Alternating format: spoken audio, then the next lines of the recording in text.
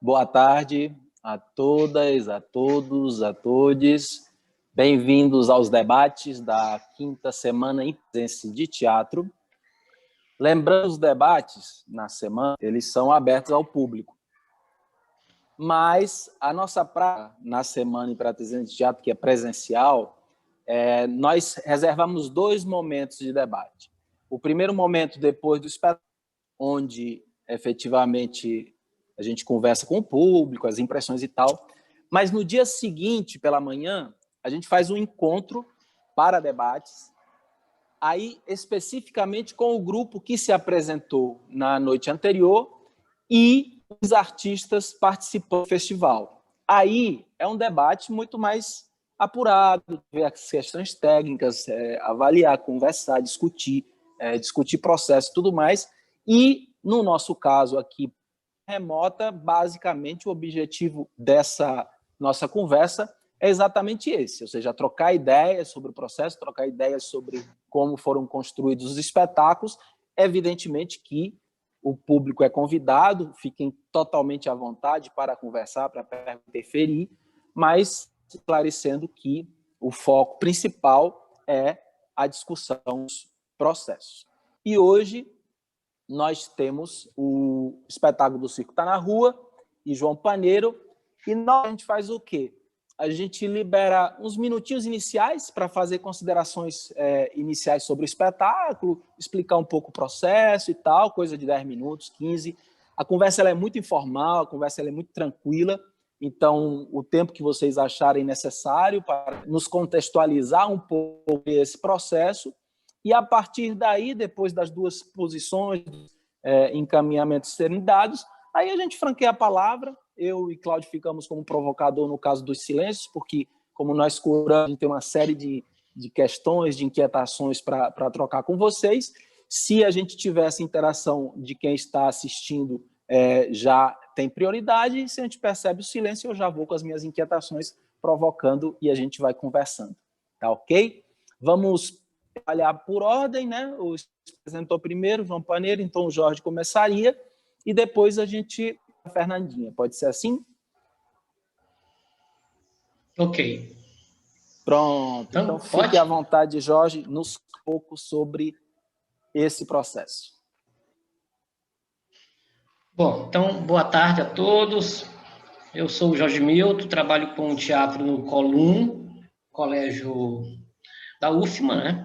Enquanto projeto de extensão, a gente já desenvolve esse trabalho há alguns anos, e temos também, nesse processo, engajados a professora Beatriz Souza, que é da área das artes visuais, o professor Micael Carvalho, que é da área da música, e a gente tem um trabalho coletivo.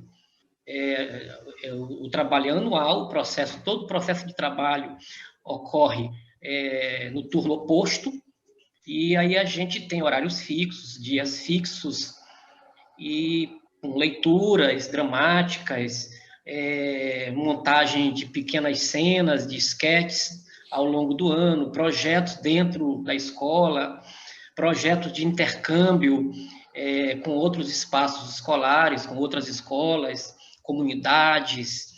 O grupo perambula por esses espaços, né?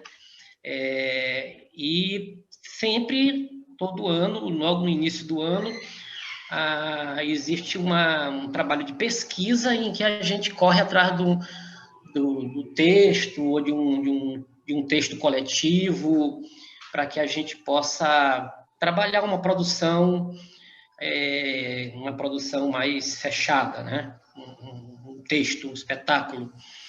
E não esse ano, no ano passado, que esse trabalho já tem 2 anos, iniciamos um processo de leituras dramáticas e simpatizamos com o texto de Tácito Borralho, que é o João Paneiro.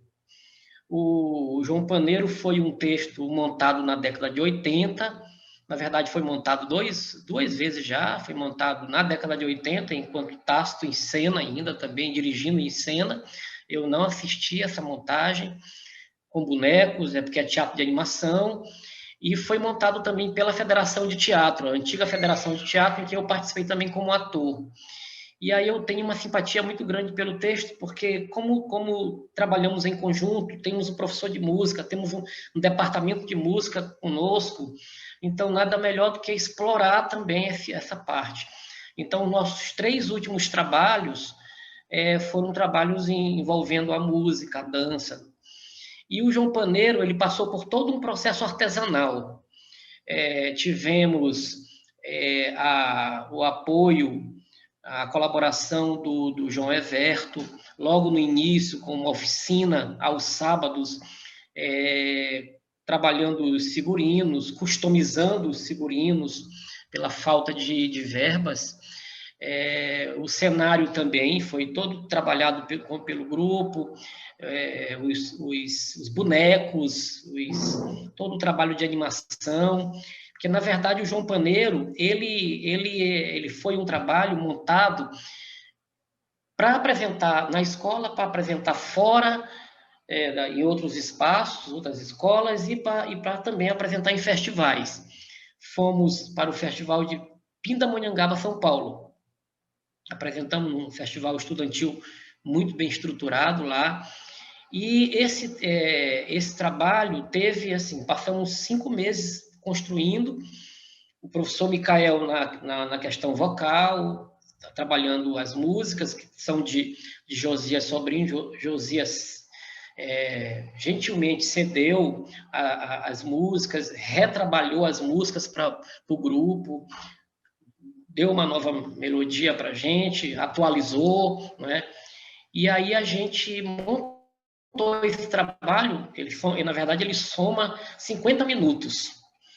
E aí passamos um ano inteiro apresentando, quer dizer, de junho em diante, o ano passado, esse ano também apresentando, e aí surgiu a proposta de escrevermos o espetáculo no Festival de Teatro de Belo Horizonte, o FETO, que é um festival também que já tem 20 anos, né? Tem uma estrutura já. É o 2º ano que o grupo passeia por esse festival. E aí, também online, com as exigências de montagem, obedecendo às regras sanitárias. E aí a gente teve que fazer algo inusitado. Primeiramente, tinha as modalidades, né, de trabalhar ao vivo ou gravado. E aí ao vivo a gente achou um pouco complicado, né? E aí optamos por gravar o espetáculo seguindo as regras sanitárias. Então, assim, a grande dificuldade nossa foi reduzir o trabalho para 20 minutos, sem perder o contexto, sem perder o entendimento, e também trabalhar tanto a parte musical quanto os textos individualizado. Tudo ali foi individualizado. Cada um fazia a sua cena, claro, com um certo estranhamento, todos estranharam, né? Sozinho, imaginando o companheiro, o parceiro do lado, cantando, que eles cantavam sempre em conjuntos, imaginando que alguém estivesse ali do lado. E aí a gente teve um trabalho de edição. Foi a Ana Rafaele que trabalhou essa edição final, as cenas foram sobrepostas, né? Então, é natural que alguns probleminhas aconteceram, como um ritmo de uma fala com outro ritmo não casou, né? Não estavam encadeados, e aí a gente teve problemas também com essa sobreposição de cenas na hora da edição final. Mas, assim, foi uma experiência gratificante pelo fato da gente abrir um caminho para a gente, no sentido de colocar o espetáculo nesse formato digital, além de ser um desafio, foi um grande aprendizado para todos. Porque agora a gente já começa a pensar que, apesar de que isso já existe há muito tempo, a tecnologia está presente com o teatro, junto com o teatro, vem de muito tempo, mas agora essa coisa se acirrou mais, né? E aí eu já não consigo desvencilhar o teatro sem esses outros novos elementos.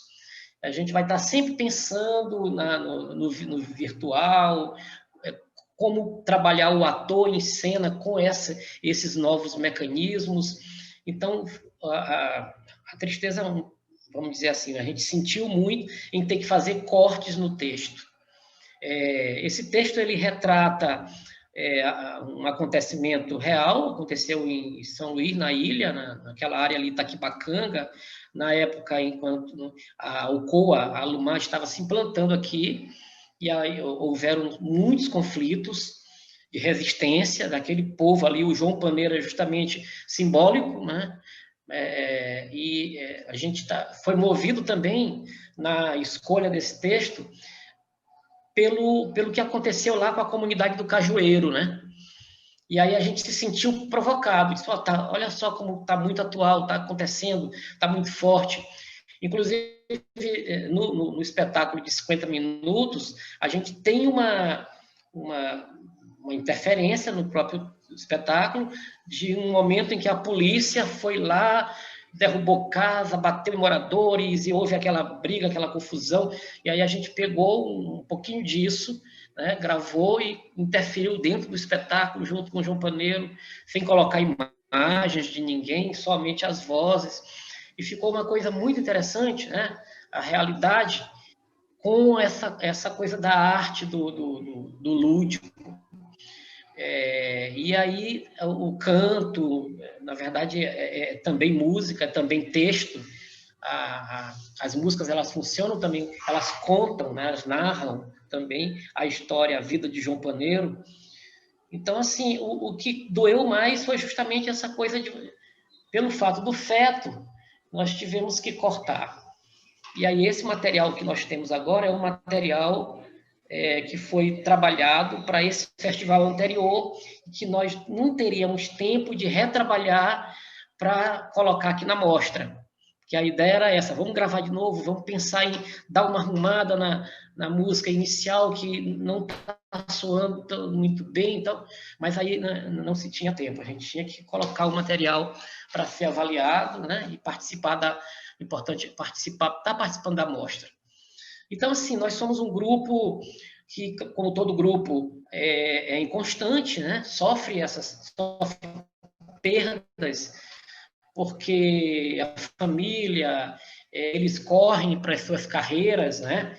E aí a gente está sempre nessa coisa de renovando, né? E buscando dar uma continuidade no grupo, mas a gente tem, assim, uma massa de parceiros do Entre Cena que estão presentes, que estão junto com a gente. Eles ganharam com a vivência do teatro, eles têm uma afinidade pelo teatro, eles são outras pessoas, né? Não são os mesmos depois que passam por essa experiência.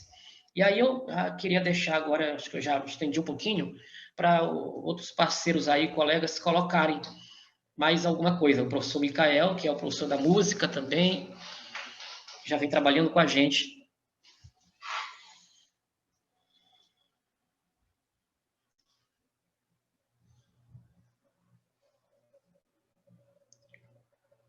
Quem quiser complementar mais alguma coisa, colocar um pouquinho da... Não sei se a Ana está por aí, que a Ana teve um trabalhão, não só a Ana, mas o Lucas, o Lucas ficou responsável pela parte da edição das músicas, né? Das vozes, e a Ana ficou responsável pela edição total, tudo, né? A edição final. Então, acho que essa experiência também é importante estar relatando.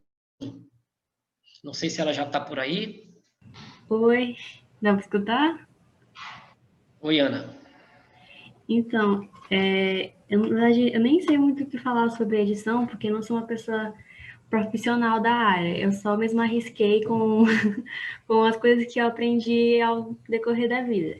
Desde pequena, assim, eu sempre tive muito contato com edição, coisas do tipo. Meu pai, ele me auxiliou muito. Então, acho que por isso que eu me dispus mais a ajudar na parte da edição, já que a gente não tinha ninguém no grupo, assim, que tava lá dizendo assim, gente, eu sei editar alguma coisa para ficar do jeito que a gente quer, aí eu me dispus. Então foi, como você falou, um grande desafio, porque teve as partes que estavam querendo sobrepor uma cena com a outra, e para mim eu não sabia, não fazia a menor ideia como fazer aquilo, então eu tive que estudar uma parte de edição que eu não sabia para poder, enfim, colocar lá. Mas foi bem gratificante, porque eu aprendi bastante com isso, né? Agregou tanto nessa parte do teatro virtual como na edição, e também eu pude ajudar o grupo, né, a fazer um trabalho bom, o que a gente estava querendo esperar.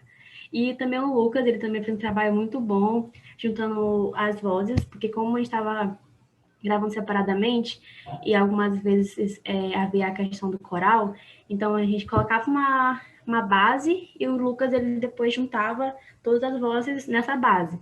E ficou um trabalho, achei ficar muito interessante, porque a gente estava com medo de não dar certo, porque estava com muito medo de a gente tentar uma voz, um coral, e acabar ficando meio ruim, por conta que não estaria todo mundo realmente junto. Acho que é isso que eu tenho a contribuir, na minha opinião. Tá. Não, porque a gente faz isso, ou seja, faz uma breve apresentação, agora eu passo para a Fernandinha, e depois a gente vai se atravessar com todos os componentes que foi somando, a gente vai se perguntando, questionando, até para ir alimentando essa conversa, tá ok? Fernandinha, agora nos conte um pouco o processo. Oi, estão me ouvindo? Estamos. Então, me chamo Fernanda, Fernandinha, Fê, Fernandoca, sou do coletivo Circo Tá na Rua, e é a cena Aquecendo para Subir na Vida, surgiu agora nesse tempo de pandemia. Na verdade, ela é um recorte de um espetáculo que eu estou pensando, que eu já estou organizando, né? É apenas um recorte, virou uma coisa gigantesca, que eu não tinha ideia da potência, né, que está sendo agora. E eu tenho comigo, que estava comigo, né, do meu ladinho, organizando a Gabi Campos e a Larissa Micenas, que elas não estão aqui agora, estão podendo estar nesse bate-papo, mas elas estavam comigo, né, que estavam sempre juntas ali, e me ajudaram nessa construção da cena, né. Eu cheguei com o roteiro, vamos montar assim, e elas chegaram enxertando mais ideias, sobre, e aí eu estava algum tempo fora de cena, assim, estava muito, então, aparecer, subir como é que eu posso dizer?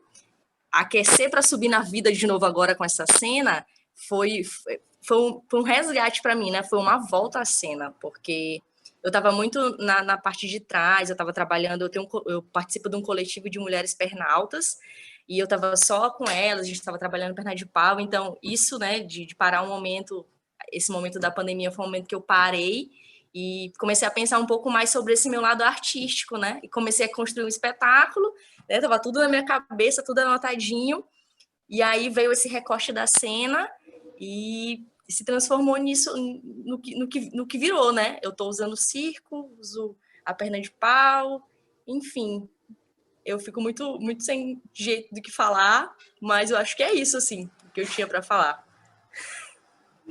Tá na continuidade a gente vai falando, tá? Porque eu tô nervosa. Isso. A ideia é essa, Eu gostaria, Marcelo, de sugerir, não sei se o Doni está nos ouvindo, que ele aproveitasse e falasse um pouco sobre o Circo Tá na Rua, que foram eles quem escreveram o trabalho de Fernandinha. Então, até para a gente compreender de onde é que o trabalho de Fernandinha chega ou vem. Posso falar, sim. Boa tarde a todos e todos. Eu sou o Doni dos Santos. Eu digo que eu sou articulador, né, do coletivo Circo Tá na Rua. A gente é um coletivo de ocupação de espaço público. A gente não tem sede fixa, não tem espaço. Essa é a minha casa, onde a gente reúne. Na casa da Gabriela, agora que a gente guarda os materiais. Mas nós somos eminentemente da rua mesmo. E a gente já está há 7 anos nesse rolê de ocupação na Praça Naro Machado. A ideia, quando surgiu, ele foi um desdobramento de um outro projeto, um projeto social numa escola que eu dava aula. E aí a escola fechou e o circo continuou na praça, né? E Fernanda foi acho que a principal o principal motor para que o Circo Tá na Rua acontecesse. A gente estava numa ação no BR-135, que foi lá na Praça dos Pescadores, ali na área da litorânea. E Fernanda me chamou e disse, vamos fazer um treino de circo na praça. Né? Ela que plantou a sementinha do Circo Tá na Rua. E desde então, a gente se reúne para construir um espaço de troca, multiplicação da arte circense. O fato da gente não ter sede física dificulta muito processos de criação, dificulta muito construção de número, construção de espetáculo, mas mesmo assim surgem coisas. A gente já tem alguns trabalhos, algumas intervenções, alguns espetáculos, e o circo ele é muito aberto nesse aspecto, assim. Como eu disse, né, eu sou articulador. A gente não tem a figura de um professor, a gente não tem a figura de um mentor.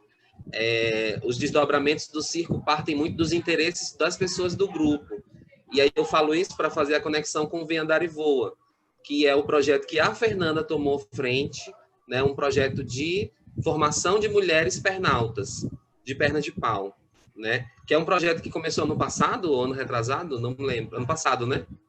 Começou ano passado e é um projeto que também já está super potente, já conseguiram construir muita coisa legal, já construíram intervenções. Esse espetáculo também surge, com certeza, a partir dessas vivências dessas mulheres, né? E esse momento de pandemia para a gente, só para fechar a minha fala, foi muito difícil, porque a gente é da rua.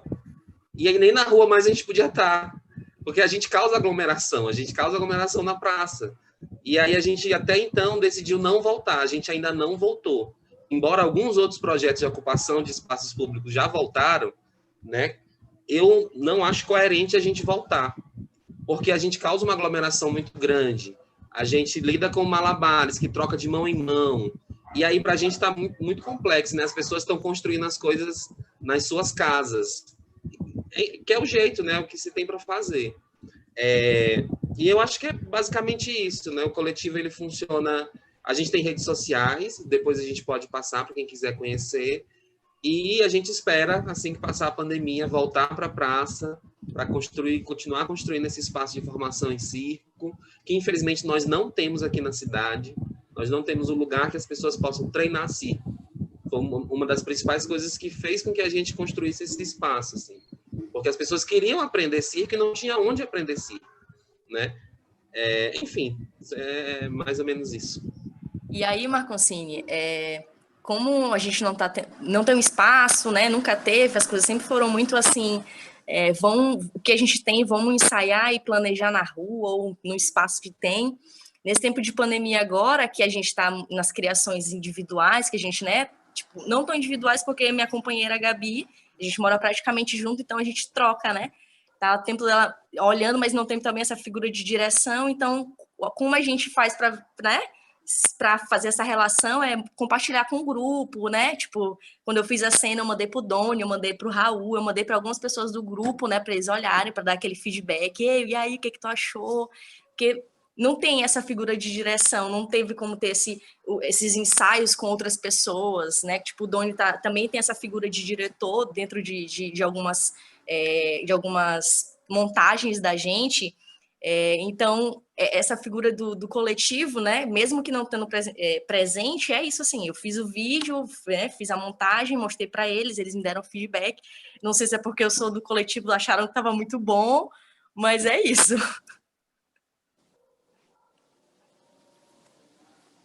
Tá certo. Então, hoje nós temos, coincidentemente, 2 trabalhos que eles foram produzidos para esse momento de pandemia, né? Ou seja, mesmo o João Paneiro já anterior está se apresentando, eles adaptaram isso para o processo remoto. O da Fernandinha já foi desenvolvido para esse processo remoto. Então, as duas questões que eu queria colocar inicialmente, para a gente abrir esse debate, na abertura do festival, nós tivemos uma conversa com o Kio Abreu e com o Pedro Vilela, que foi bem interessante, e o Pedro, aí a pergunta para o João Paneiro, o Pedro, observava o quanto a arte gráfica acabou indo dentro do processo das construções teatrais remotas, né? E, curiosamente, o João Paneiro, ele, de uma maneira intuitiva, pelo que o Jorge falou mesmo no debate, usou bastante dessa questão da grafia, dessa questão dessa construção, né? E eu queria que, de alguma maneira, a gente começasse falando sobre isso com o João. E para a Fernandinha, acho que uma das coisas que mais me chamou a atenção no processo criativo a gente viveu um caos que foi a questão da minutagem, né? Ou seja, o governo cometeu equívoco, tá? Tempo mínimo de espetáculos, tempo mínimo de coisas, fez com que, de alguma maneira, a gente aboliu isso na semana, a gente não tinha limite de tempo nem nada e tal, mas, dentro da construção do espetáculo da Fernanda, eu achei muito criativo, muita atenção gerada no momento final, que é quando tenta se levantar, e, de alguma maneira, ali a repetição da cena com aceleração, logicamente, por essa questão da minutagem, eu digo, opa, aqui se precisou alargar por essa coisa meio absurda que o governo fez. Mas, normalmente, essas experiências, tu vai dizer se foi ou se não foi, essas experiências normalmente são pouco criativas, ou seja, são de demandar um tempo e tal, não sei o quê. E aqui me chamou muita atenção a forma provocada com que isso foi feito, ou seja, a possibilidade de estar e deixar essa cena tão tensa, tão diferente para esse recorte. Então, inicialmente, eu queria jogar essas duas questões que estão diretamente relacionadas a este momento de pandemia, a equipe de gestão e a utilizações de outras linguagens borrando as fronteiras do teatro. Se quiser começar, Jorge e o grupo. Agora é aberto, vamos falando, quem quiser interferir, falar. Eu já vou interferindo na sua pergunta. Eu vou agregar uma outra pergunta à tua. E não, é porque me parece estar na mesma, no mesmo subtema, digamos assim, que são como é que se trabalhou esses atravessamentos dos códigos de linguagem e a utilização das novas tecnologias. Por exemplo, de Fernandinha, me pareceu que era mais para o campo do audiovisual. Filmava as cenas e depois editava as cenas. No caso do João Paneiro, não. Teve uma preocupação com a estética do Zoom, por exemplo, de cada um no seu quadradinho. Então, de alguma maneira, mesmo que tivesse sido feito não na plataforma Zoom, mas em separado, a edição se estabeleceu muito mais nesses atravessamentos das novas mídias, novas tecnologias de informação e comunicação, por exemplo. Então, eu queria saber, dentro desse meu levantamento, como é que vocês fizeram as escolhas de vocês e por que vocês fizeram essas escolhas? Fernandinha, mais no campo do audiovisual, de filmando e depois editando, e o Jorge com o João Paneiro, não. Aproximando um pouco dessa estética da internet, das coisas compartimentalizadas, um mosaico de atores numa mesma tela. Por que vocês fizeram essas opções? Bom, eu vou só pontuar, e aí porque eu posso passar para que a Raquel, tem a Raquel aqui, e o Matheus, que foram os dois que mais trabalharam essa questão da colocar em prática, operacionalizou as animações. Tivemos, no período do feto, momentos antes do feto, tivemos uma tutoria com a Raquel Castro, lá de Belo Horizonte. Cada grupo participante do feto teve essa tutoria, né? Pensa, essa questão de não é teatro, não é teatro, não vamos pensar agora em colocar o espetáculo, na verdade, como ele era. Então, se trata de uma desmontagem do espetáculo, de uma nova construção. E nessa nova construção, a gente começou a pensar em mil coisas, o que se pode fazer. Já no final, né, do formato digital, eu me incomodei um pouco, e não só eu, mas alguns do grupo também. Eu acho muito tempo muito tempo essa coisa da animação. Eu me incomodei também com a falta do ator em cena nesse momento e a animação substituindo o teatro, né? Mas foi um jogo de diálogos com a tutoria, com tudo que estava se fazendo lá fora, a nível em outros espaços, em outros estados, com a questão da pandemia, o online, né? E aí a gente dialogou muito e veio ideias, né? Então vamos trabalhar com a animação, com os desenhos, tentar dialogar esses desenhos com o ator, com o corpo do ator, com a voz. E a Raquel foi a tutora mestra aí dos desenhos. E aí a gente poderia também alargar essa conversa com ela, que ela também teve essa experiência. Mas foi algo assim o que foi diferente, na minha visão, o que foi diferente, porque é uma outra linguagem, a gente não tinha que se desligar daquele teatro que tinha sido feito anteriormente, com todos os aparatos, né, e com o trabalho de animação, os urubus que apareciam, eram vários urubus, teatro de sombra, e aí vamos substituir, então, misturar essas linguagens, né? Então, acho que a Raquel está por aí, que poderia também complementar. Oi, gente, boa tarde. Sou Raquel e é como o professor disse, tem essa discussão sobre o que é teatro, o que deixa de ser teatro, mas a gente preferiu se abstrair dessa discussão porque agora a gente não vai chegar a nenhuma conclusão, entende? Então, se a gente ficar só na discussão sobre o que é e o que não é, teatro ia parar completamente. Então, a gente deixou isso de lado, acho que a gente nem pontuou sobre isso enquanto a gente estava tentando adaptar nosso espetáculo em meio a essa pandemia. Então, a animação, ela surgiu como porque meio que a filmagem do espetáculo tira toda aquela magia. Então, por meio da animação, usando a técnica de estilogravura, a gente tentou resgatar um pouco mais essa magia, dando uma cor, um colorido, e também usando esse tipo de desenho que é típico do Nordeste, que é o cordel. Então, a gente teve inspirações em artistas maranhenses, como o Romildo Rocha, que eu gosto muito, teve outras indicações da nossa professora de arte, a Beatriz, que eu acho que ela não está presente. E a animação foi mais como para sair dessa monotonia, porque um medo presente é ficar uma coisa parada, e como a gente não é tão desse audiovisual, não sei se o nosso espetáculo se encaixa nisso, eu realmente não tenho nenhuma opinião formada sobre isso, prefiro ouvir, porque, enfim, eu prefiro pôr a mão na massa do que ficar discutindo e etc. Então, a animação foi realmente como uma tentativa bem experimental de sair tentar dar um brilho que a pandemia tirou, entende?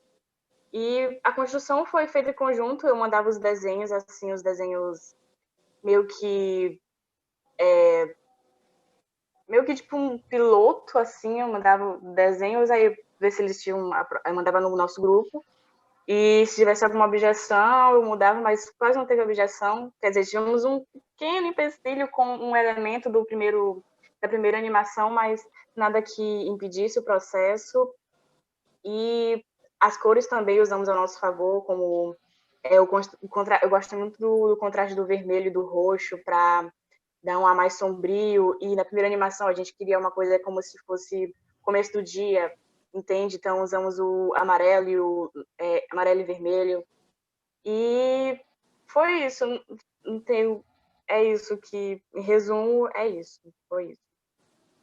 Foi muito corrido também, porque, né, foi bem experimental, porque eu nunca tinha feito isso, já tinha vontade, mas ficava adiando essa ideia por medo de dar errado, e essa experiência meio que foi um pontapé inicial. Talvez eu faça mais, não sei. É isso.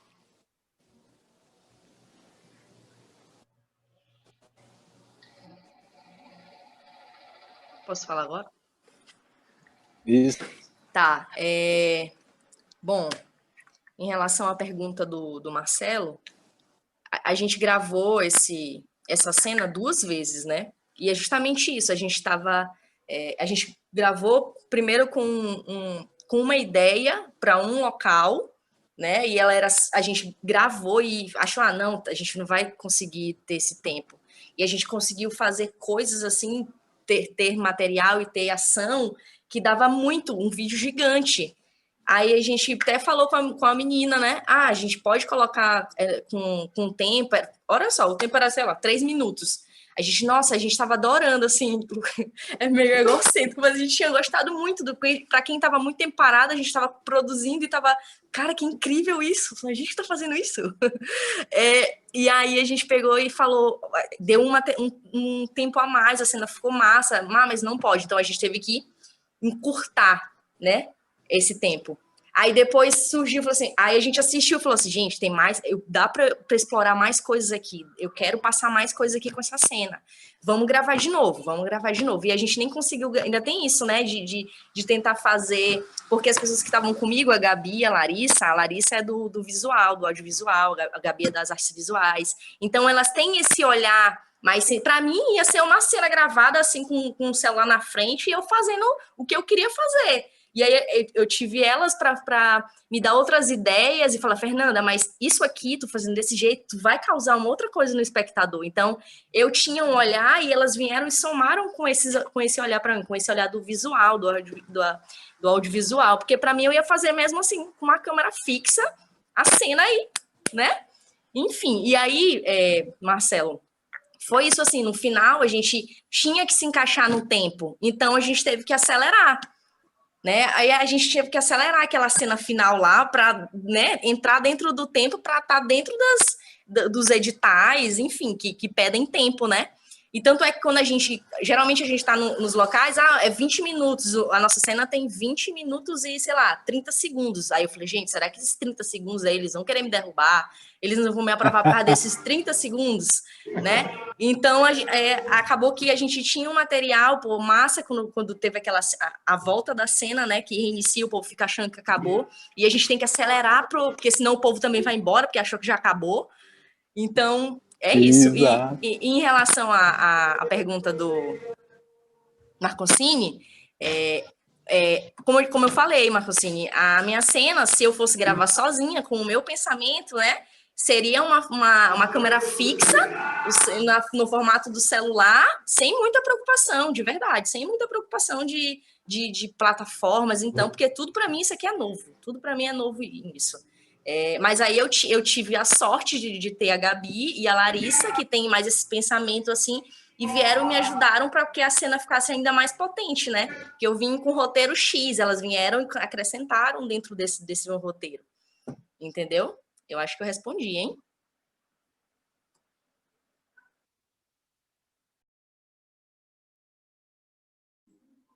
Eu gostaria, então, de fazer outra pergunta.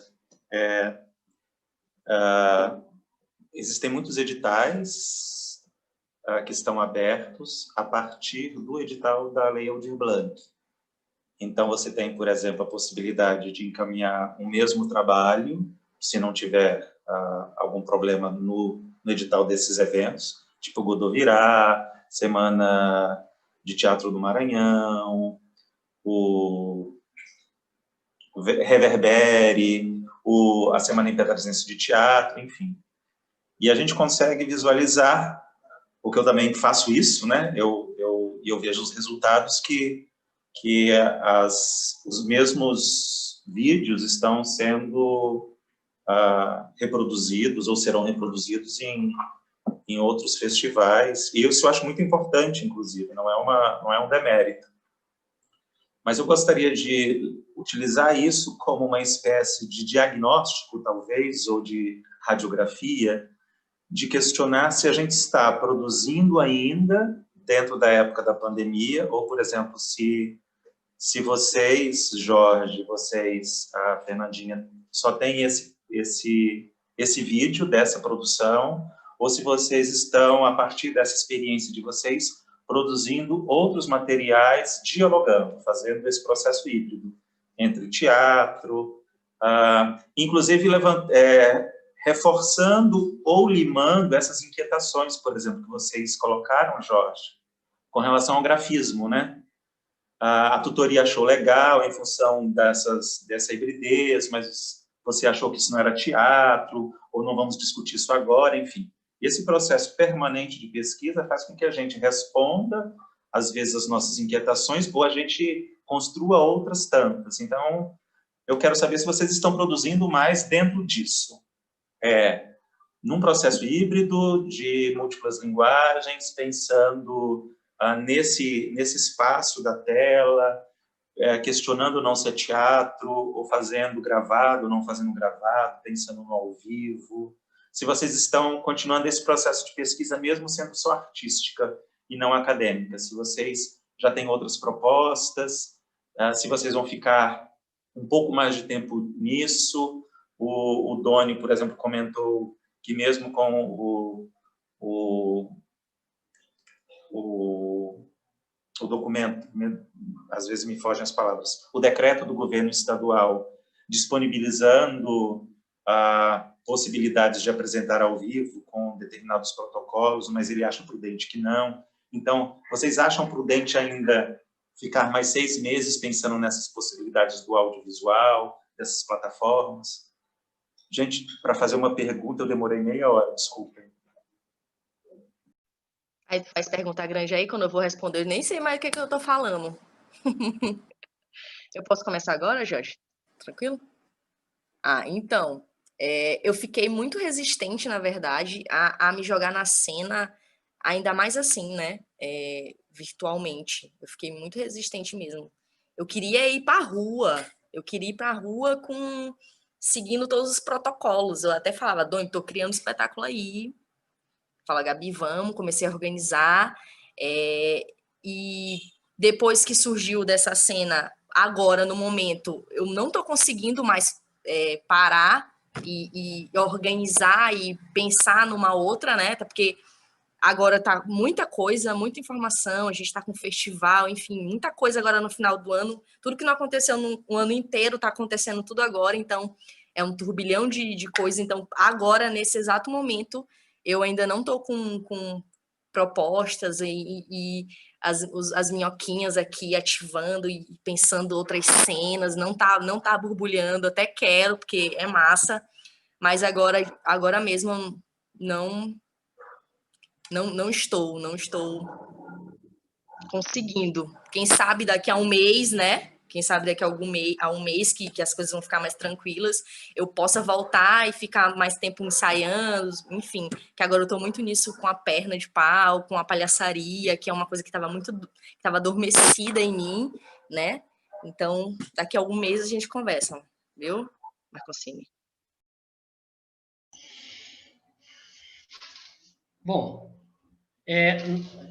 na verdade, nós estamos com 2 espetáculos que foram montados praticamente paralelos. A gente tinha a ideia de montar um trabalho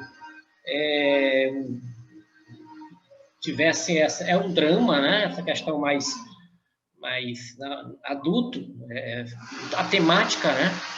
Mais política, e pensamos também em montar um infantil.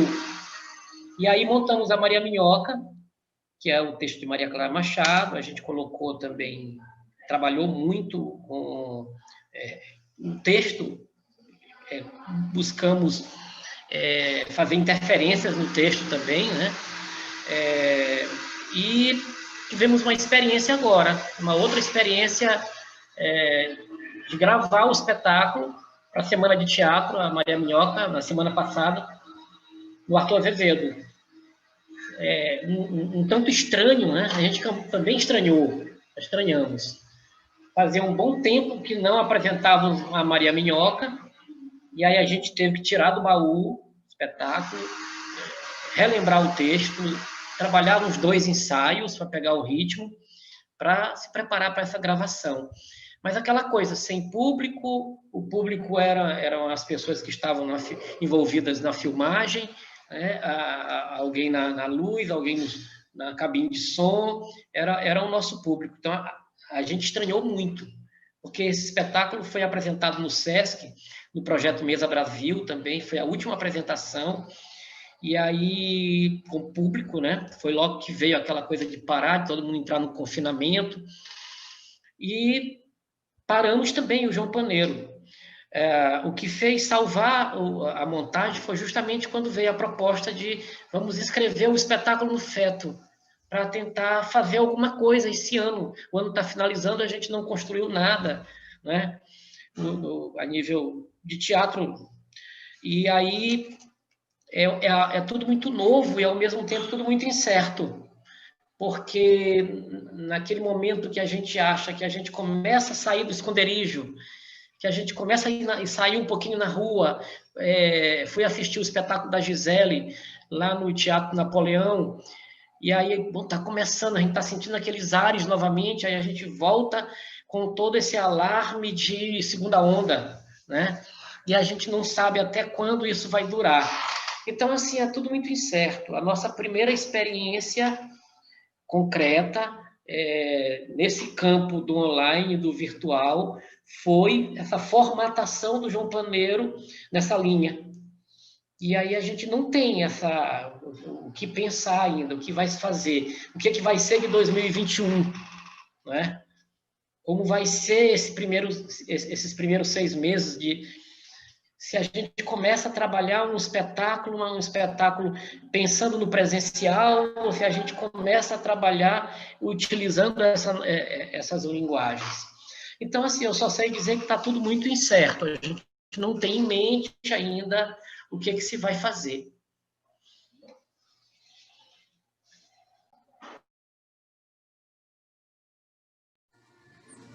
Alguém quer pontuar alguma coisa? Senão eu ando logo, porque eu já estou com uma curiosidade.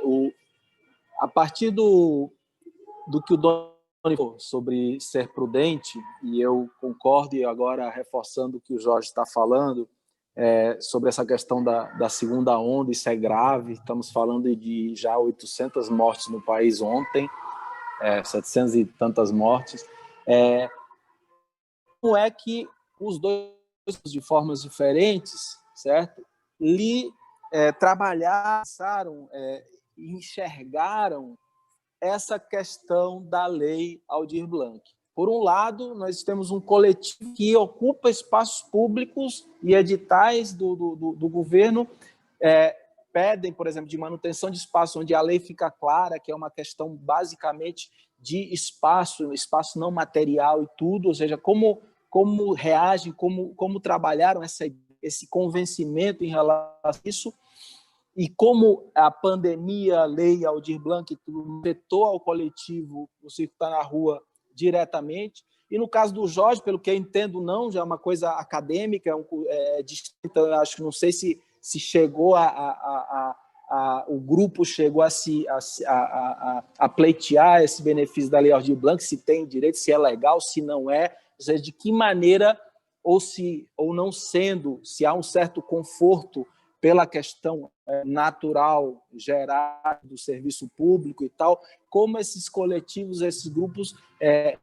enxergaram esse momento pandêmico dentro do seu interior, de que maneira trabalharam com isso. Aí pode ser Fernandinha, qualquer membro de qualquer grupo para responder, lógico.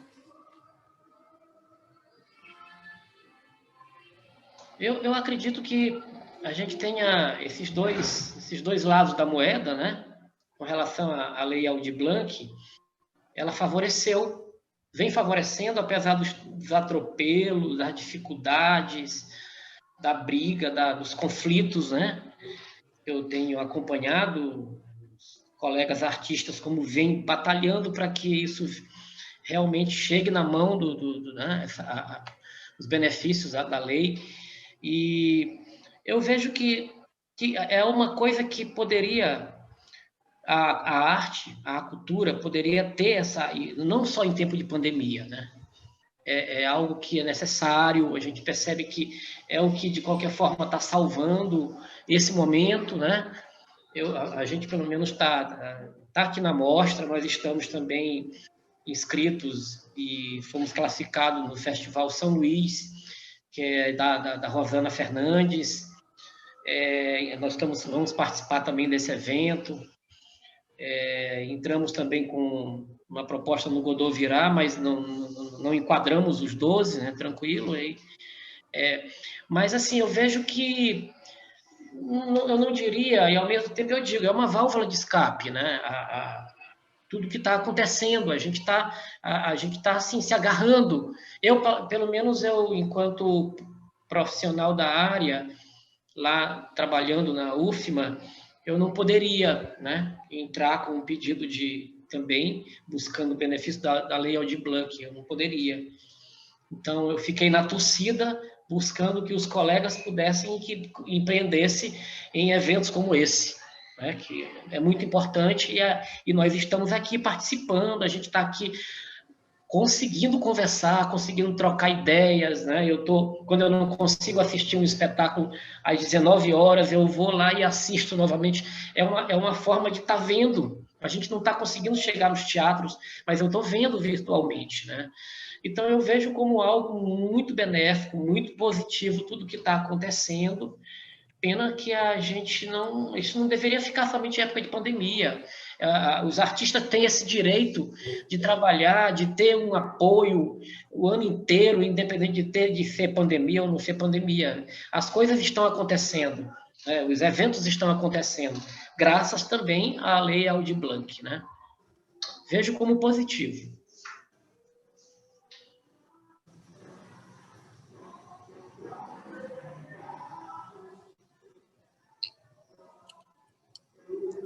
Eu queria comentar sobre isso.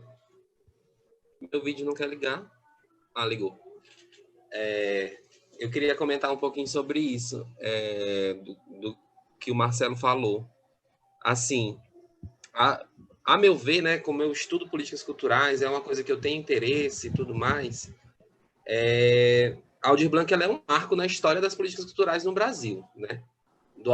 No seu alcance, no aporte que está chegando em municípios, né? Embora muitos não tenham conseguido, por conta mesmo da própria estrutura do nosso sistema cultural, né? Mas comparado, por exemplo, com a Lei Cultura Viva, né, de 2004, se não me engano, a Aldir Blanc conseguiu alcançar mais gente, né? Só que você dá um aporte, mas o sistema, né, o aparelho do Estado não tem estrutura para isso. Essa que foi a grande verdade, né? E aí as secretarias desarticuladas, as secretarias que não tinham dimensão de como lidar com esses recursos, como gerir esses recursos, né? Aqui em São Luís a gente teve extrema dificuldade com o recurso municipal, mas foi muita dificuldade mesmo com o secretário de Cultura do município. Eu vejo uma boa vontade da Secretaria do Estado, eu vejo um esforço de fazer as coisas acontecerem, porém a gente tem um secretário que tem um viés legalista, então ele fica sempre muito pautado na letra da lei, né? E isso empaca muito os processos, porque a cultura não se encaixa numa lei de licitação, por exemplo, na 8666, né? Como é que você vai pensar em produto cultural, em bens culturais, a partir de uma lei de contrato e licitação, né? Então, são uma série de fatores aí que impactaram isso. E quando foi no edital específico do subsídio para espaços culturais, como o Marcelo falou, que era o que a gente pensava que ia ser o mais tranquilo, né? Que ia ser assim, exato, como uma medida emergencial individual, a gente pensou que ia ser o mais de boas, pelo contrário, foi o pior de todos. A meu ver, foi o pior de todos. Você resgatar um relatório de 2019, com todas as notas, todos os rendimentos, botar todas as comprovações. O PDF do Circo Tá na Rua deu quase 100 páginas, para tu ter ideia, de todas as comprovações que a gente colocou de 2019. Então, é muito trabalho para algo que deveria, né, aparentemente era para ser mais fácil, né, e não foi. Mas, enfim, eu acho que o Maranhão sai com um saldo positivo da Lei Aldir Blanc, com todos os problemas que se teve de gestão, mas sai com um saldo positivo. E eu acho que também os grupos tiveram que enfrentar e lidar com isso, né? Com essa gestão de recursos. A gente está produzindo o Festival de Circo de São Luís, a segunda edição, né? E a gente pautou, vamos tentar distribuir essa renda para o máximo de artistas circenses que a gente conhecer, né? Então, a gente contratou 50 números circenses, 10 espetáculos, são 10 oficinas, são 5 entrevistas, são 10 pessoas participando de podcast e todo mundo recebendo alguma coisa, né? Porque a gente parte do pressuposto que é melhor descentralizar, né? Porque o circo já é marginalizado, né? Já é marginalizado. E aí, se eu seleciono um pequeno grupo de pessoas que recebam um valor maior, eu não me sentiria confortável com isso, sabe? Então, a gente preferiu, a gente reuniu, fez uma listona de todos os artistas que a gente conhece e saímos fazendo os convites para as pessoas, né? Lógico que a gente não vai conseguir abarcar todo mundo, mas tentamos. A comissão responsável pela apresentação foi gravar lá na Raposa, lá no Circo de Lona. O Circo Show, né, Fernando, o nome? Até ou é o Circo Kids? É o Circo Show. E ele estava com a lona parada há muito tempo. Show. E aí ele teve que montar a lona. Ele disse que a lona estava cheia de rato, mas ele montou a lona só para filmar para o festival, né? E eles conseguiram escrever 3 números. Aí o que a gente fez? Vamos dar um cachê a mais de números para eles, porque eles tiveram o trabalho de montar a lona. Eles ainda nem sabem disso, mas a gente vai dar um cachê a mais de número para eles. Porque é compreender como é que a lei funciona, né? O espírito da lei, sabe? A gente torce para que seja prorrogado, né? Para que passe de 2021, porque muitos recursos irão voltar, né? Só o recurso da renda emergencial, eu acho que não foi nem 10% que foi usado, né? Nem sei quanto, mas muito pouco. E era 80% do valor total para o Estado, né? Com certeza vai voltar muito dinheiro. Então, a mobilização está acontecendo. Eu já deixo o convite para quem não tiver inteirado, procura o Instagram Lei Emergência Cultural, que é o Instagram lá da Escola de Políticas Culturais, que eles estão numa mobilização forte, estão articulando aí a Câmara, estão articulando o Senado para tentar fazer com que essa lei passe para 2021. Que aí a gente pode respirar, a gente tem um ano para produzir mais coisas, produzir evento e usar o recurso de maneira, né, mais satisfatória para todos. Mas eu acho que a gente é vitorioso, né? Vocês da Semana Imperatrizense, os demais que estão aqui também se inscrevendo nos editais, quem está fazendo os seus eventos, eu acho que está todo mundo sendo muito vitorioso. Eu acho que é um marco, assim. 2020 vai ser marcado não só pela pandemia, mas no setor cultural vai ser marcado por uma mobilização nacional de fomento à cultura, sabe? Que os atores sociais, de fato, participaram desse processo, né? Com todas as suas dificuldades, sim, mas participaram. Isso é muito importante da gente manter, como o Jorge mesmo falou, de manter isso para o pós-pandemia, na medida do possível. A gente não sabe o que vem por aí, né? De governo mesmo, falando de governo, a gente não sabe o que vem por aí. As coisas podem piorar? Podem piorar muito. As eleições municipais mostraram isso, né? O avanço do conservadorismo, o avanço de candidatos de direita, né? O avanço do retrocesso. As eleições municipais mostraram o avanço do retrocesso.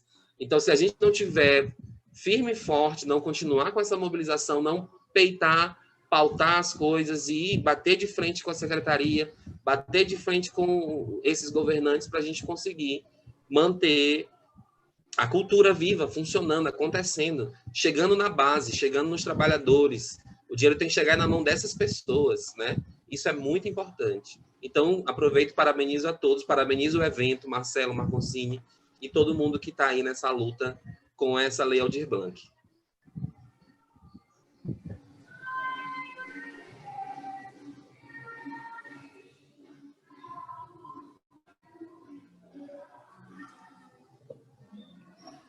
Marcelo, fique à vontade. Pronto. Então, eu dou sempre um vácuozinho de tempo para ver se alguém quer perguntar para outro, qualquer coisa. Lembrando que esse papo aqui é totalmente à vontade, a gente só não deixa vácuo porque a gente tem as ações. E, especificamente, eu quero agora jogar do espetáculo mesmo, né, para dentro do que foi produzido. E, para o caso da Fernandinha, como foi esse momento de pandemia em relação à questão da habilidade mesmo, circense, ou seja, se serviu para treinar, se ficou treinando o tempo todo em casa, como é que isso funcionou para possibilitar acontecesse mesmo um vídeo, como foi a lida na prática dentro disso, e, logicamente, a idade mais pitoresca é se é possível se levantar de uma perna de pau, como nós tivemos a cena, né? E no caso do Jorge, aí eu estou falando mais para os atores, não sei se tem algum ator que possa responder e tal, essa situação que a gente viu muito bem editado pela menina, mas a gente via claramente que um estava atuando lá no seu, o outro atuando no seu, e depois isso era editado. Ou seja, como foi a experiência de algum ator aqui, aí no caso um de vocês falar sobre as experiências, o que foi isso de atuar sozinho, esperando uma deixa existe, dando um tempo para essa deixa e fazer com que isso aconteça. Ou seja, duas coisas específicas dos espetáculos mesmo que nós vimos. Eu vou falar. No começo, né, a gente não sabia nem o que fazer. Meu Deus, tem que ficar em casa. Meu Deus, eu tenho tempo agora. Enfim, além do medo, né, de ter esse tempo, mas com medo, que a gente não sabia até quando a gente tinha esse tempo, né? A gente, tipo, família, meu pai que já é uma pessoa idosa, enfim. E aí eu tentei no começo me organizar, ficava me colocando regras e me colocando, eu tenho que acordar, fazer isso. Eu lembro que eu anotei assim, hoje eu fiz isso, isso, isso e isso, coisas que eu disse que eu ia fazer quando eu tivesse tempo.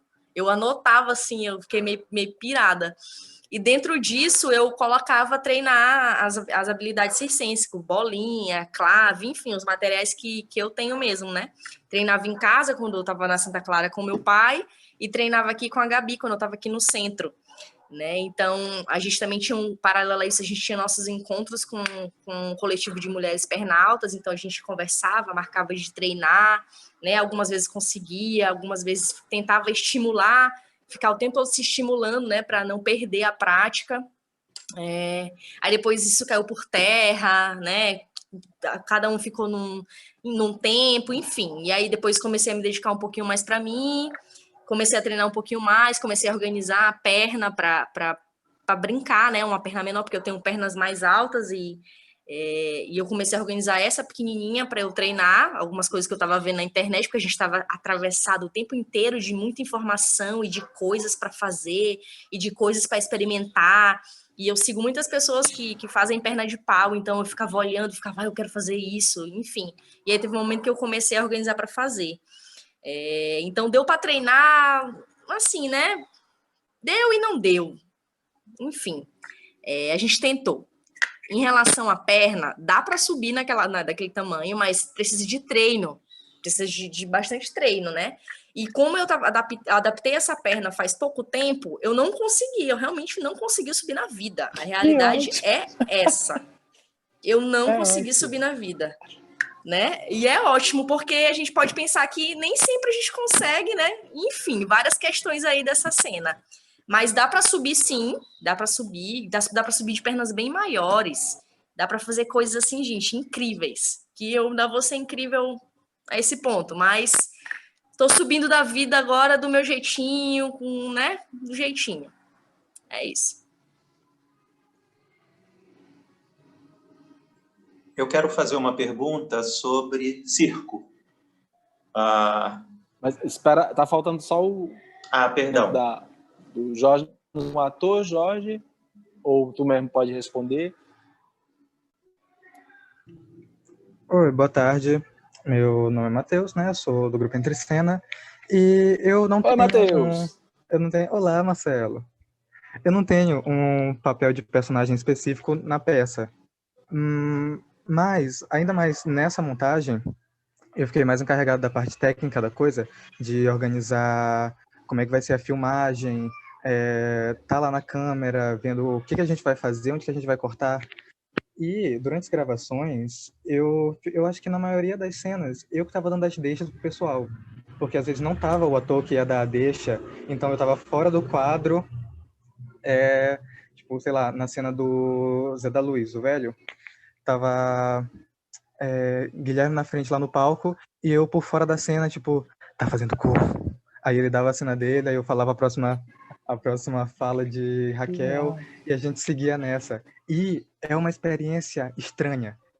Assim, sério, eu não sei como deu certo fazer isso, porque a experiência na hora é muito agoniante de você tá vendo a pessoa na cena sozinho, tá vendo ela tendo que interagir com uma pessoa que não tá lá, e foi realmente uma experimentação louca, porque a gente não tinha eu acho que a principal vantagem em relação ao audiovisual e até mais a tecnologia digital, que é a gente poder repetir uma filmagem, a gente ter a possibilidade de gravar, olhar e pensar, não, isso não tá tão legal, vamos refazer.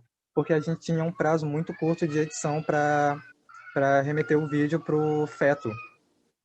Então, acho que a gente teve uma semana para edição, então a gente teve que gravar tudo impecavelmente para não ter que regravar as cenas. A gente até teve que regravar uma cena, eu acho, faltando 3 dias para a gente mandar o vídeo.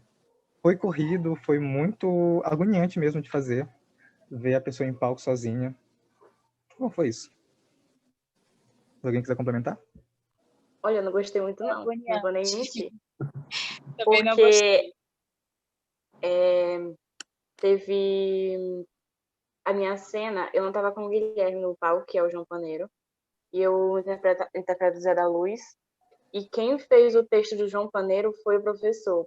E porque ele não podia se expressar tanto, o professor não podia se expressar tanto, porque isso podia aparecer no áudio ou no vídeo. Aí o professor ele só fazia uma leitura corrida, porque se ele fosse interpretar, ia poder vazar, entendeu?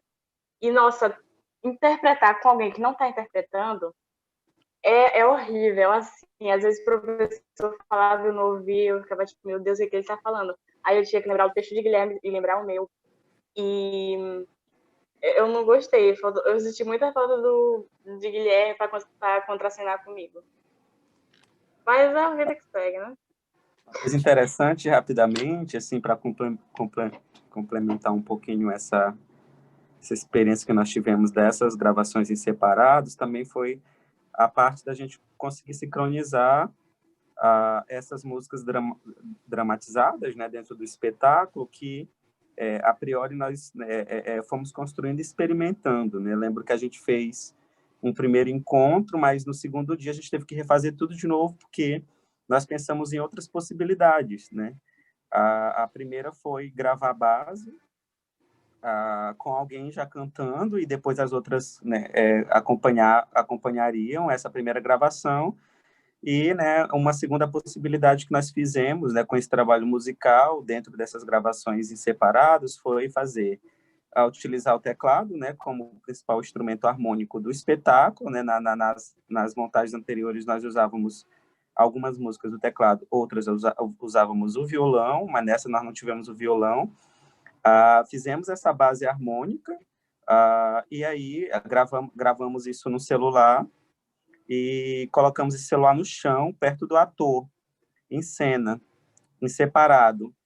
Porque, geralmente, quando se estão fazendo essas produções musicais, né, sem a parte cênica, né, enfim, grupos musicais, etc., existe uma gravação da base e essas pessoas fazem a sua gravação em separado com fone de ouvido. Então, a gente pensou, não, com fone de ouvido vai quebrar toda a estética visual e vai interferir, inclusive, na movimentação corporal desse ator, dessa atriz, na cena. Então, uma possibilidade que nós pensamos coletivamente foi essa, né? Gravar no celular base e depois colocar esse celular no chão, de modo que a câmera não pegasse, e gravar separadamente cada ator, cada atriz que fazia parte daquele canto, né, daquela música específica. E na hora da edição, né, diminuir esse ruído, evidenciar a sua voz e usar a própria gravação base para o acompanhamento na edição do áudio dentro, né, da composição como um todo dessa edição do audiovisual. Então, também foi bem diferente para mim, né, acompanhar esse processo dentro da produção musical do espetáculo. Foi na gambiarra mesmo. Diga, Clóvis. Gambiarra é um termo que a gente permanente usa no teatro, desde sempre, né? Eu sou de uma época que existiam algumas lonas em algumas cidades. Eu me lembro que tinha uma aqui, e eu não estou falando do Circo da Cidade, eu estou falando de uma outra lona, que eram projetos sociais,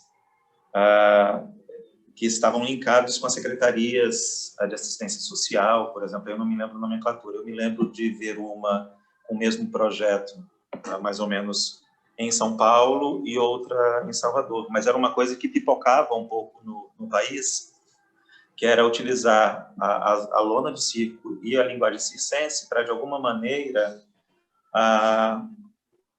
possibilitar algumas crianças em situação de risco uma certa atividade, digamos assim, ou eu não sei se era na perspectiva de formação ou era na perspectiva de uma atividade como se fosse o teatro, uma atividade lúdica, enfim.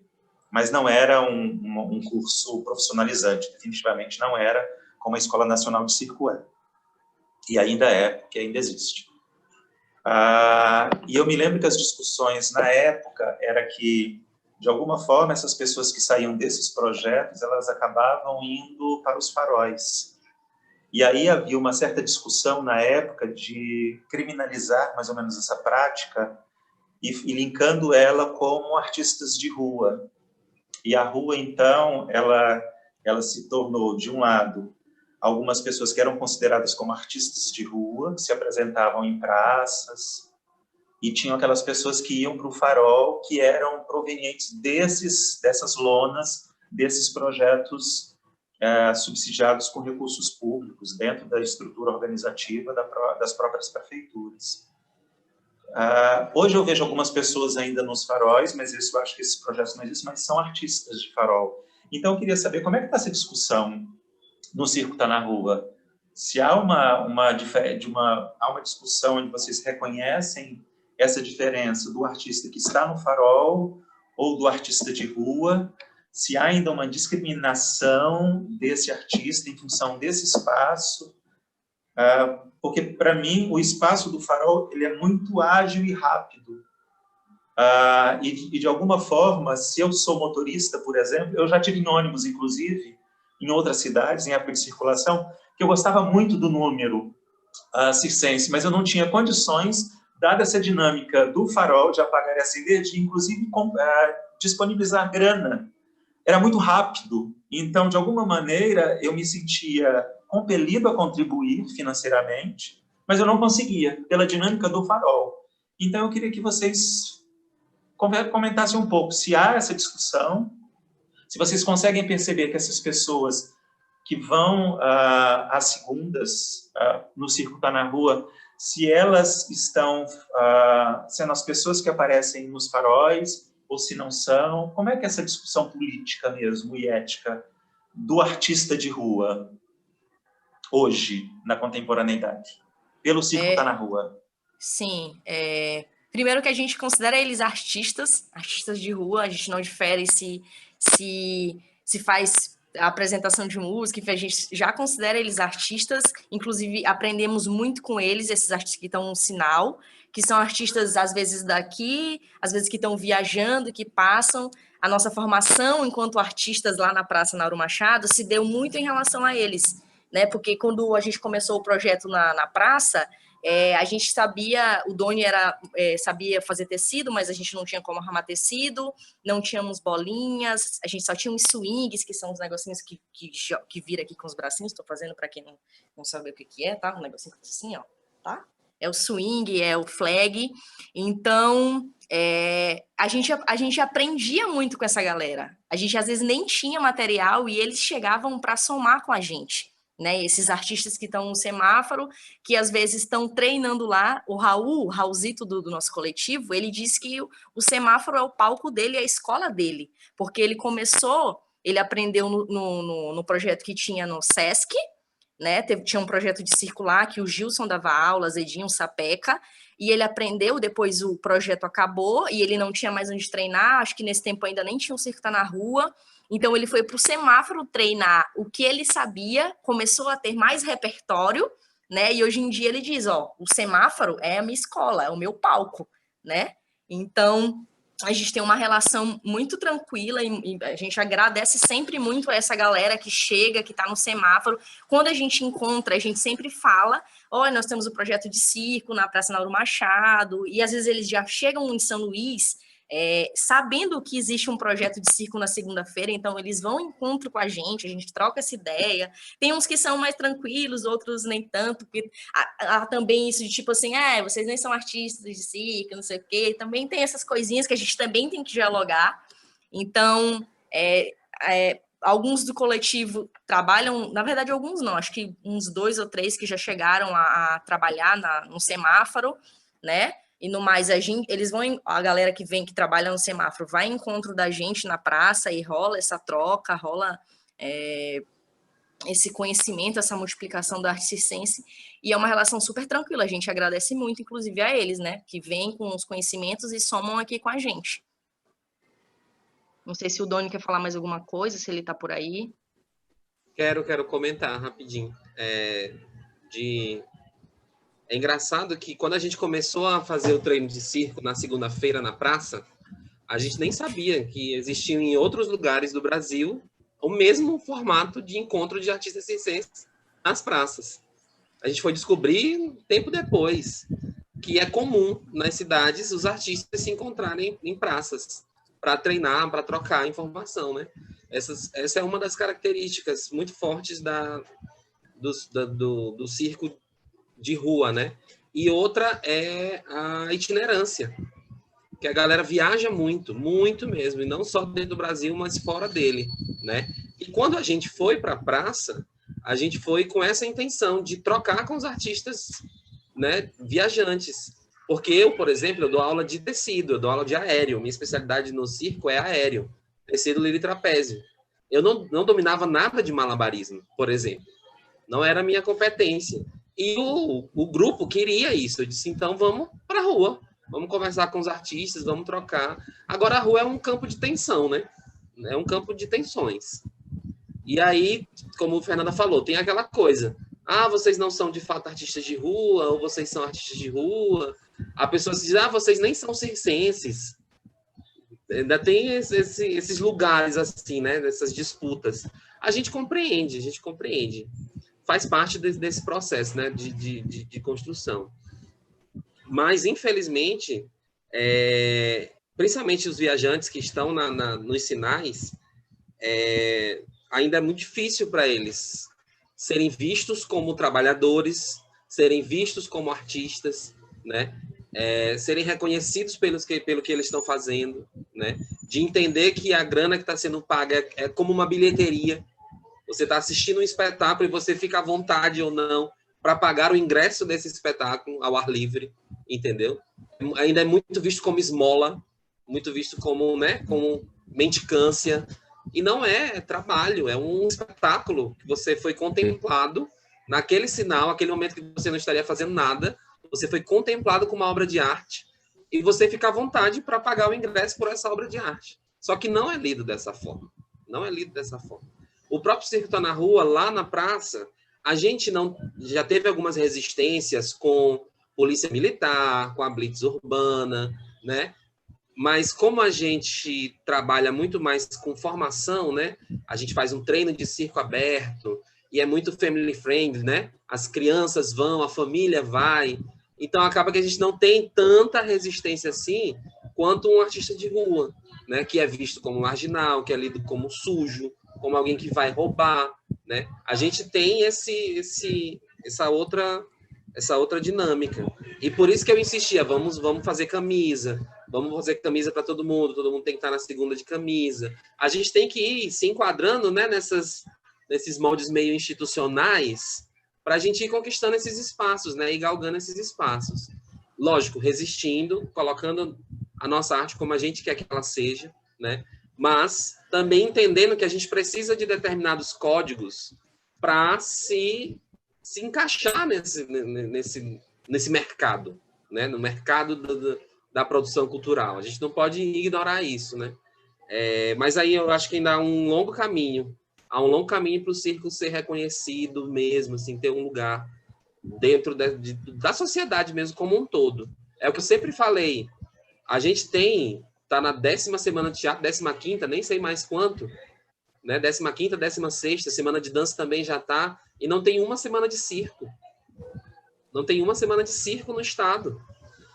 E nós temos muitos artistas circenses no estado. Muita gente que está fora daqui, fora do Maranhão, né? Que a gente contratou porque são maranhenses, né? A gente chamou essa galera para participar, muita gente que precisou sair daqui para poder se formar. E só para finalizar a minha fala, o que o Marco Consen estava falando, das lonas, né? Essa lona que ficava lá no Aterro do Bacanga era o Circo Escola, que é ligado à SENCAS, a Secretaria de Assistência Social. Então, ele não é um equipamento cultural. Começa por aí. Ele não é um equipamento cultural. Ele é um equipamento de convivência, da assistência social. E aí ele saiu de lá, ficou fechado muito tempo, né? E a lona foi remontada lá no da Operária, ali perto da UEMA, no muro da UEMA. A lona está montada lá agora. Mas ficou durante muito tempo sem aula de circo, né? A gente foi chamado pela secretaria algumas vezes para dar aula lá de modo voluntário, para vocês terem ideia. Aí eu falei, gente, não dá. Eu não tenho como. Eu já faço meu voluntário na minha comunidade, que é o Circo Tá na Rua.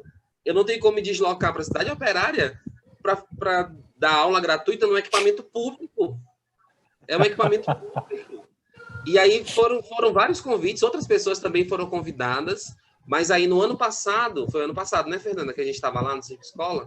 Foi no ano passado que a secretaria ganhou um edital, eu acho que foi o Redes, do Itaú, eu acho que é o Territórios Educativos do Itaú, que aí eles contrataram a gente para dar aula lá. E a gente ficou um ano dando aula. Só que não foi renovado o projeto, por exemplo, já parou de novo. Então a gente não sabe quando vai voltar e se vai voltar. E assim, eu sei que eu estou me alongando, mas é só porque é importante falar isso. A Fernanda estava lá como professora e tinha mais 3 pessoas como professores lá no Circo Escola. E eles perceberam a potência daquelas crianças para a arte circense. Potência, assim, de aprender as coisas era no estalo. Era no estalo. Já está correndo na perna de pau. Correndo, pulando. Sabe? Era muito dinâmico, muito rápido. Lógico, com todas as dificuldades, porque são crianças em situação de vulnerabilidade social, né? Tem casos graves entre essas crianças, né? Situações de risco social aprofundadas, e a gente também tinha que ter todo esse olhar, todo esse cuidado, mas é de perceber que o mínimo de investimento naquela área, não só com circo, não, pode botar outras coisas. Bota teatro, bota dança, bota música, bota artesanato.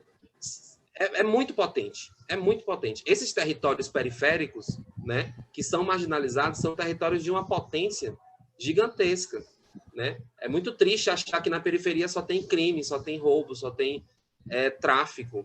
Pelo contrário, tem muita potência, tem muita gente que tem muita vontade de fazer, só não tem a oportunidade. É isso.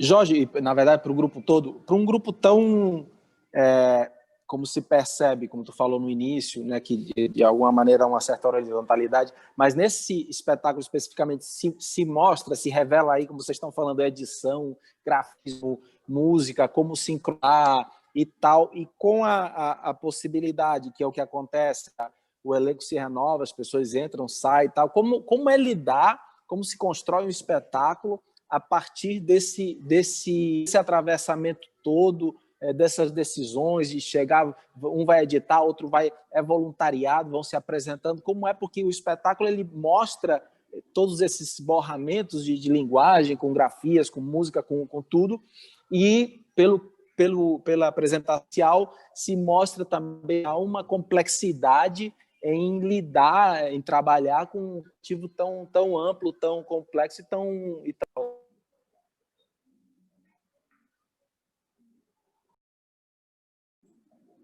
Marcelo cortou no final. Tão complexo, tão amplo e tão... Aí cortou no final.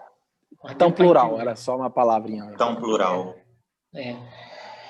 Olha, na verdade, de uns tempos para cá, a gente começou a ter esse pensamento mais coletivo, vamos dizer assim, de uns 4 anos para cá, porque também isso atravessa o processo que a gente vem vivendo na escola. Então, o Colum é uma escola de aplicação, né, da Universidade Federal, e aí, bem precário quando eu cheguei enquanto professor, e a gente trabalhava numa mesma sala, tinha uma única sala para que o professor de artes visuais, a professora de artes visuais, a professora Beatriz, o professor Micael ainda não estava trabalhando na escola, então a gente estava ali se revezando naquele espaço. Então esse processo coletivo, esse processo pode-se dizer plural, ele começou quando a gente começou a ter as novas conquistas na escola. Então, conquistamos um espaço para que é a sala de teatro, conquistamos a sala de música, a sala de artes visuais, tudo pertinho, uma próxima da outra, justamente para que favorecesse esse diálogo. Então, o nosso processo, ele é muito diálogo, ele é muito aberto, tanto que agora, para esse processo de formatação desse novo modelo, a gente criou até um grupo de audiovisual.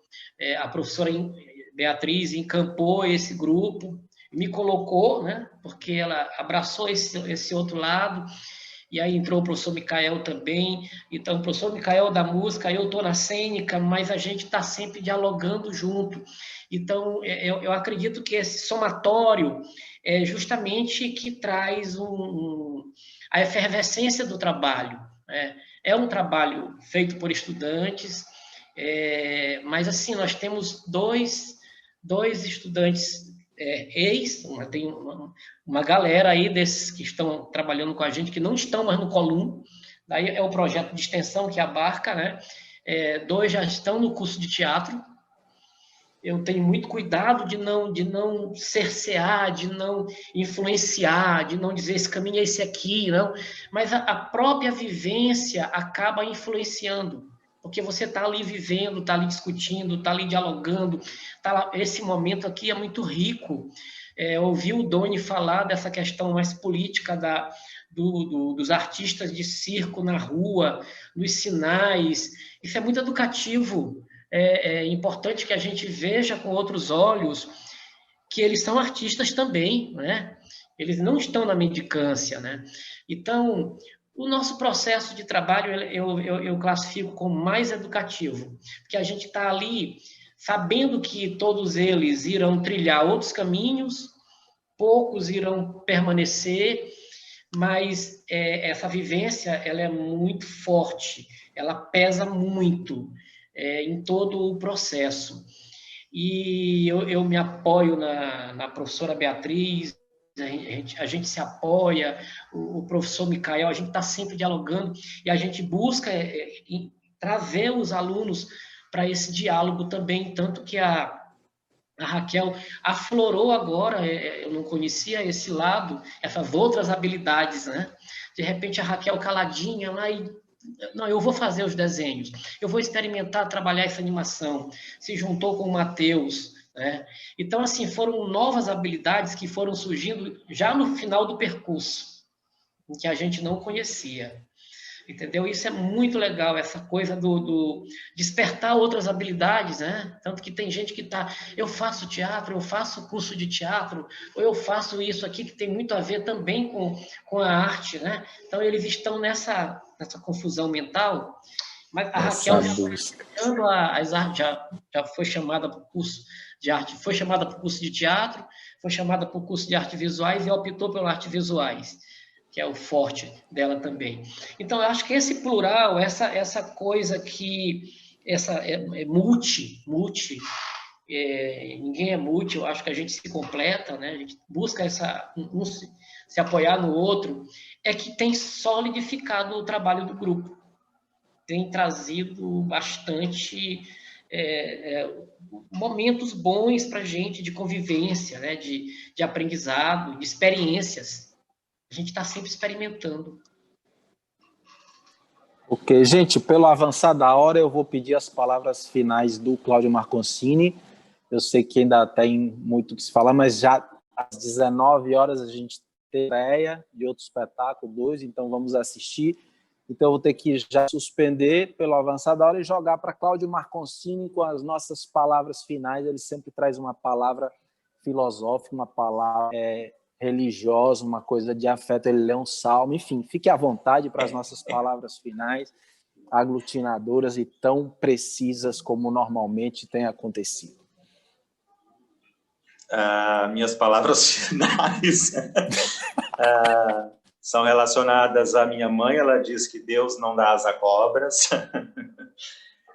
Eu acho que a gente se reinventa permanentemente, eu acho que é extremamente importante, e a vida nos possibilita isso, essa reinvenção permanente. Mas, ao mesmo tempo que há a possibilidade da reinvenção, eu acredito também que a vida é um eterno retorno. Então, gente, ele levou a sério mesmo, ele está filosofando.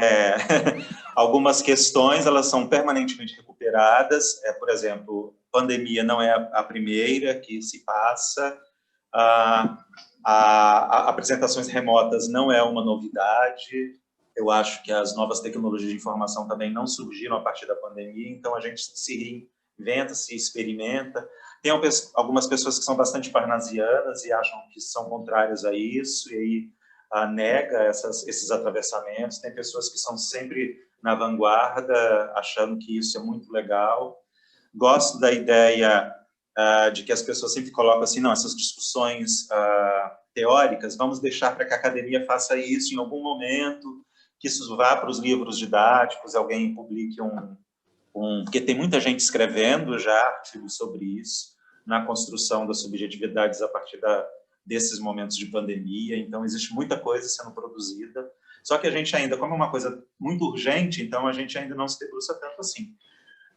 Muitíssimo obrigado, a presença de todas, todos e todes. Obviamente, essa semana ela só está sendo possível realizar a 5ª edição através da Lei Aldir Blanc e os desdobramentos dos editais do governo do Estado. Então, todas as hashtags estão aí, as logomarcas estão aí, por obrigação e contrapartida. Permaneçam, eu vou fazer uma propaganda. Eu tenho um palhaço também, então eu estou na atividade da Rosana Produções, e vai ser a minha primeira experiência ao vivo nessa plataforma. Então é um espetáculo que eu tenho já e foi pouco apresentado, e vai ser a primeira vez que eu vou apresentar ele na pandemia, fazendo um processo de readaptação e tal. Para mim, enquanto artista, é prazeroso. Eu torço para que as pessoas que possam vir assisti-lo também assim o seja, mas é uma outra pegada. Eu acho importante, eu tenho de alguma maneira acompanhado as apresentações desses editais, e é importante que a gente se reveja nesses espaços de interlocução. Muitíssimo obrigado e tenham todos uma boa noite. Boa noite. Agora ele faz uma mágica, aperta um botãozinho e todo mundo vai embora de uma vez, para não ter esse negócio de um sair, outro sair depois.